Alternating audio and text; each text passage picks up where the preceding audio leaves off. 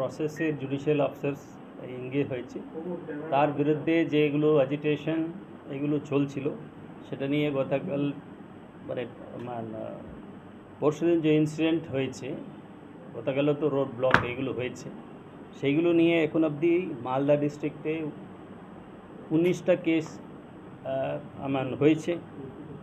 ওর মধ্যে 33 লোক অ্যারেস্ট হয়েছে এখন অবধি। তো তাছাড়া আমরা একজন মোফাক্কিরুল ইসলাম করে একজন প্রবাবলি অ্যাডভোকেট, ও ইটাহার থানার বাসিন্দা, ও মেইনলি ইনস্টিগেট করছিল। ওর নামে আমাদের কালিয়াচক থানাতে 3টা কেস হয়েছে। হি ওয়াজ সিন ইনস্টিগেটিং পিপল। তো ওকে আমরা আজকে সকালে বাগডোগরা এয়ারপোর্ট থেকে ডিটেইন করেছি। আমরা সিআইডিকে রিকোয়েস্ট করলাম, CID with the help of Siliguri police just কিছুক্ষণ আগে ডিটেইন করেছে।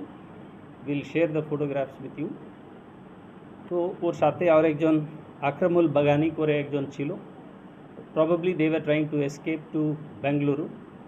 তো they were detain, they are being brought. তো আমাদের কেসে আমরা নেব।